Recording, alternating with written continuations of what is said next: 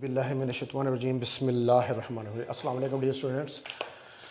आज हमारा lecture number 7 online series का M2 physics second year chapter number 15 और 3/12/2020 जो है वो आज डेट है। आज हमने जो है वो स्टडी करना है इसके अंदर एनर्जी स्टोर्ड इन इंडक्टर के अंदर एनर्जी जो है वो किस तरह स्टोर होती है। सबसे पहली बात यह है कि व्हाट इज़ इंडक्टर। इंडक्टर जो है ये एक हमारे पास डिवाइस है कि आप ये कह सकते हैं कि एक नॉन मैग्नेटिक मटेरियल जो है उसके ऊपर, जिस तरह कैपेसिटर होता है ना, इसी तरह इंडक्टर होता है। एक नॉन मैग्नेटिक मटेरियल जो है उसके ऊपर अगर आप वायर को वूंड कर दें तो हम इस चीज़ को क्या कहते हैं, वो जो कॉइल वूंड जो होती है किसी नॉन मैग्नेटिक मटेरियल के ऊपर, इसको हम कहते हैं इंडक्टर। जिस तरह कैपेसिटर एक डिवाइस है और वो क्या करती है, वो एनर्जी स्टोर करती है प्लेट्स के दरमियान इलेक्ट्रिक फील्ड में। सिमिलरली जो है वो इंडक्टर एनर्जी को स्टोर करता है ड्यू टू करंट की वजह से इन द मैग्नेटिक फील्ड। ठीक है, तो हम कह सकते हैं कि the inductor stores the energy due to current in the magnetic field। Magnetic field के अंदर एनर्जी को स्टोर करता है करंट में। मैग्नेटिक वहाँ पर इलेक्ट्रिक फील्ड में होती थी कैपेसिटर के केस में। ठीक है डियर स्टूडेंट्स, तो अब हमें देखना है कि ये एनर्जी जो है उसको किस तरह स्टोर करता है। तो इसके लिए मैं पहले फिगर बनाता हूँ। सपोज करें कि हमारे पास एक कॉइल है, ठीक है, ये एक नॉन मैग्नेटिक मटेरियल है और इसके ऊपर ये कॉइल वूंडी हुई है। तो ये क्या है, ये एक इंडक्टर है और हमने इस इंडक्टर को एक स्विच लगाया हुआ है इसके साथ, और फिर इसके साथ हमने एक बैटरी जो है वो कनेक्ट कर दी है ये। ठीक है, तो जब आप स्विच को ओपन रहेगा तो I 0 होगी, स्विच को क्लोज करेंगे तो करंट जो है वो फ्लो करना शुरू हो जाएगी। ठीक है, तो इसके अंदर से करंट जो है वो फ्लो होगी ऐसे। ये एक्सटर्नल करंट फ्लो हो रही है और आपको पता है कि जब हम स्विच को क्लोज करेंगे तो there is a change of current, और जब करंट जो है वो चेंज होती है तो करंट के चेंज होने की वजह से मैग्नेटिक फ्लक्स चेंज होता है, और मैग्नेटिक फ्लक्स के चेंज होने की वजह से एक इंड्यूस्ड ईएमएफ इसके अंदर प्रोड्यूस होगी, और उस इंड्यूस्ड ईएमएफ से एक इंड्यूस्ड करंट ये इस डायरेक्शन में, इसकी अपोजिट डायरेक्शन में एक इंड्यूस्ड करंट जो है वो प्रोड्यूस हो जाएगी इसकी एक्सटर्नल करंट की अपोजिट डायरेक्शन में। ठीक है, तो हमने क्या कंसिडर किया कि कॉइल है जो सीरीज में कनेक्टेड है एक बैटरी के साथ और एक स्विच के साथ। जब स्विच क्लोज होता है तो करंट जो है वो फ्लो करना शुरू कर देती है कॉइल के अंदर से, और इसकी वैल्यू जो है वो 0 से मैक्सिमम हो जाती है। तो इसका मतलब है कि जब इसकी वैल्यू 0 से मैक्सिमम होती है तो इसकी वैल्यू 0 से मैक्सिमम होने से मैग्नेटिक फ्लक्स, यानी कि पहले I1 अगर 0 है तो I2 हमारे पास I है। ठीक है, ये 0 से मैक्सिमम होगी। तो जब वैल्यू 0 से मैक्सिमम हुई तो करंट में चेंज आया, और करंट में चेंज आने की वजह से मैग्नेटिक फ्लक्स में चेंज आई, जिसकी वजह से एक इंड्यूस्ड ईएमएफ कॉइल के अंदर प्रोड्यूस होगी, जो ईएमएफ आप बैटरी से दे रहे हैं उसकी अपोजिट डायरेक्शन में प्रोड्यूस हुई, और उसकी वजह से एक इंड्यूस्ड करंट भी प्रोड्यूस हुई जो कि इस एक्सटर्नल करंट की अपोजिट डायरेक्शन में फ्लो करेगी। तो वर्क डन जो है बैटरी कर रही है to move the charge against the induced EMF. ठीक है, बैटरी एक्सटर्नल है ना, बैटरी एक्सटर्नल ईएमएफ दे रही है, और एक्सटर्नल ईएमएफ क्या कर रही है, वो चार्ज को मूव करवा रही है अगेंस्ट द इंड्यूस्ड ईएमएफ। तो work done by the battery in moving A small charge delta Q जो है, ठीक है, वो कितना होगा, वो डेल्टा डब्ल्यू हमारे पास डेल्टा क्यू एप्सिलॉन एल के, ये कि सेल्फ इंड्यूस्ड ईएमएफ, देखिए ये सेल्फ इंडक्टेंस का सर्किट है, तो ये सेल्फ इंड्यूस्ड ईएमएफ इसमें प्रोड्यूस हो रही है। ये इक्वेशन नंबर 1 होगी। तो अब एप्सिलॉन एल आपको पता है कि सेल्फ इंड्यूस्ड ईएमएफ कल कैलकुलेट की थी हमने कि एल डेल्टा आई ओवर डेल्टा टी के बराबर होती है। ठीक है स्टूडेंट्स, तो अब आप देखें कि ये एप्सिलॉन एल की वैल्यू जो है इसको उठाकर यहाँ पर सब्स्टिट्यूट कर दें, तो डेल्टा डब्ल्यू मेरे पास डेल्टा क्यू एप्सिलॉन एल की जगह पर एल डेल्टा आई ओवर डेल्टा टी के बराबर आ जाएगा। तो डेल्टा डब्ल्यू जो है ये मेरे पास आ जाएगा डेल्टा आई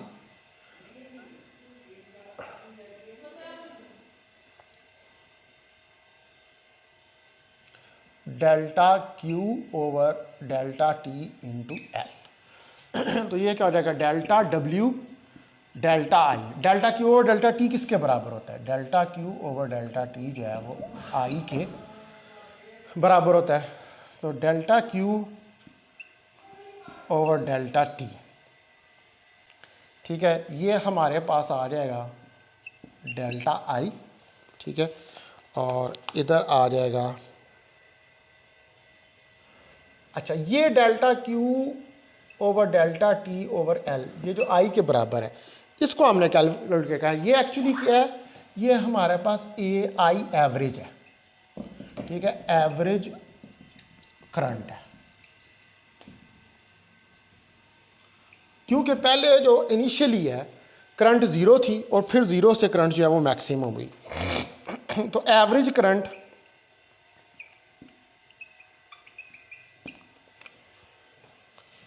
आई एवरेज जो है हमारे पास ये आ जाएगी delta Q over delta T 0 plus आई ओवर 2, दो वैल्यूज़ होगी ना, तो ये आ जाएगी हमारे पास 1 ओवर 2 आई एवरेज,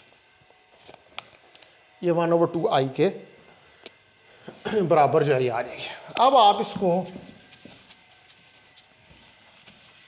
फर्दर जो है वो सॉल्व आउट करें, तो हम इसको फर्दर सॉल्व करेंगे तो देखिए हमारे पास जो है change in current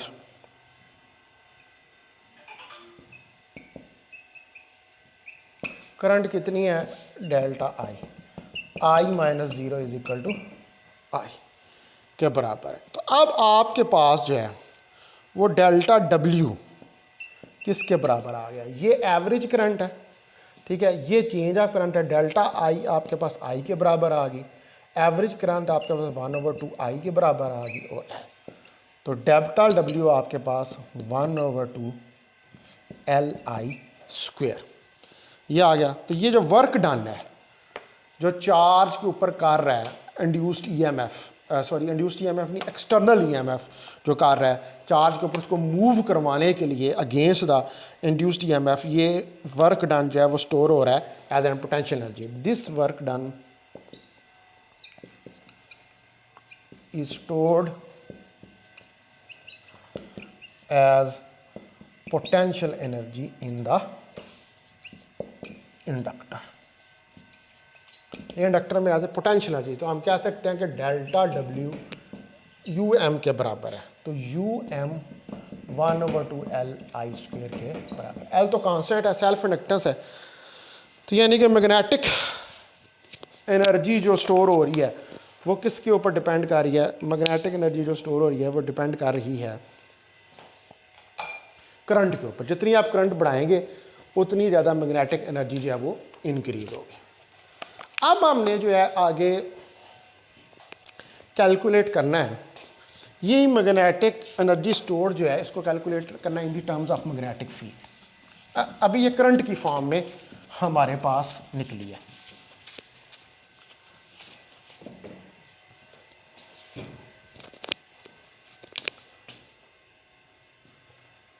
energy stored in terms of magnetic field. तो मैग्नेटिक फील्ड की टर्म में हमने एनर्जी जो स्टोर हो रही है उसको कैलकुलेट करना है।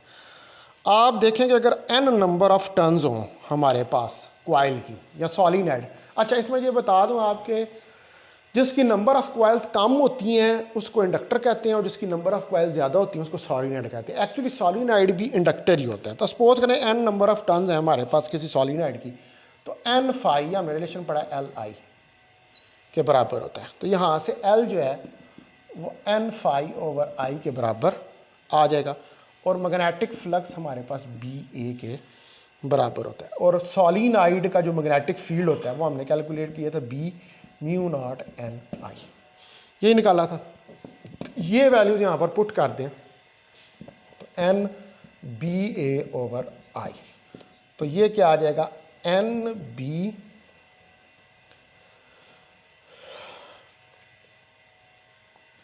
बी की जगह पे आ जाएगा mu not an I over A over I.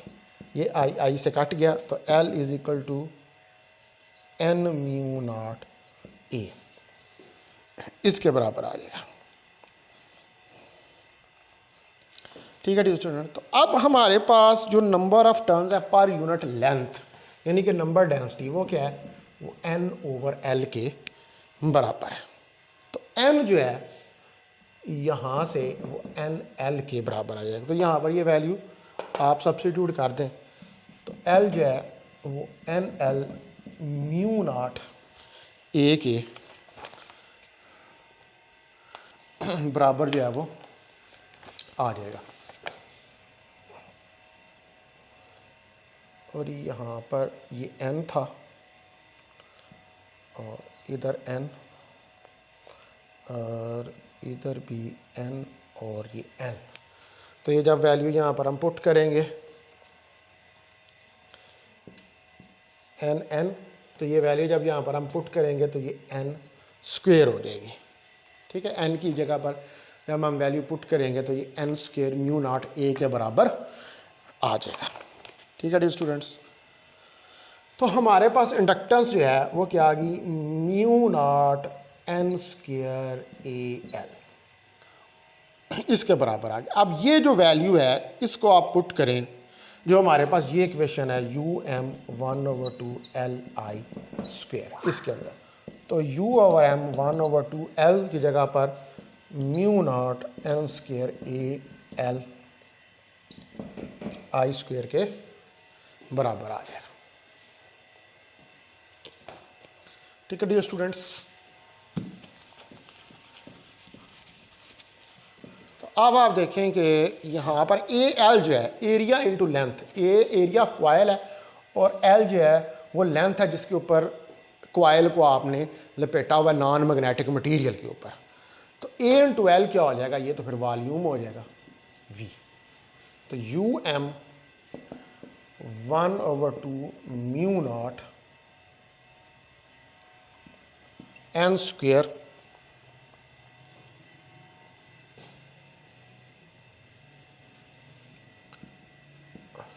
I square V के बराबर आ जाएगा और U M over V 1/2 mu not an square I इसके बराबर। अब हम इसको मैग्नेटिक फील्ड की फॉर्म में कन्वर्ट करना है। तो देखिए मैग्नेटिक फील्ड होता है B is equal to mu not an आई।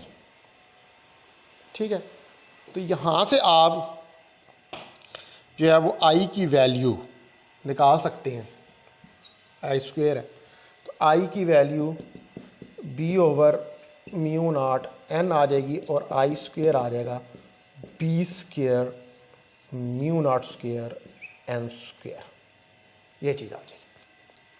और इसको आप उठाकर जो है वो सब्स्टिट्यूट कर दें इसके अंदर आई स्क्वेयर की जगह पर, तो यू एम ओवर वी मेरे पास 1/2 म्यू नॉट एन स्क्वेयर की जगह पे B square mu not an square और मल्टीप्लाई बाई एन स्क्वेयर। ठीक है, तो म्यू नॉट से जो है वो कैंसिल हो गया एक दफ़ा, एन स्क्वेयर से कैंसिल हो गया, तो यू एम ओवर वी मेरे पास 1/2 P square over mu not, और यू ओवर एम वी क्या है, ये है एनर्जी डेंसिटी, ठीक है। ये क्या है, ये एनर्जी पर यूनिट वॉल्यूम, ये क्या energy density is equal to small u. तो स्मॉल यू हमारे पास B square over 2 mu nought के बराबर आ गया, ठीक है। स्मॉल यू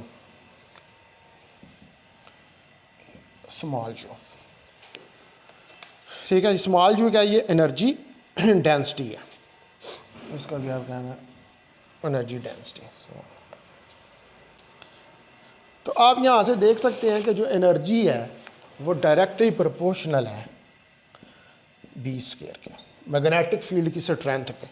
तो जितनी ज़्यादा मैग्नेटिक फील्ड की स्ट्रेंथ इंक्रीज़ करेंगे उतनी ज़्यादा मैग्नेटिक एनर्जी जो है वो भी इंक्रीज़ होगी, ठीक है डियर स्टूडेंट्स। तो अब कल जो है फिर वो हम स्टडी करेंगे एसी जनरेटर को। तो आज के लिए इतना ही है, काफ़ी है। अस्सलाम वालेकुम वरहमतुल्लाहि वबरकातुहू।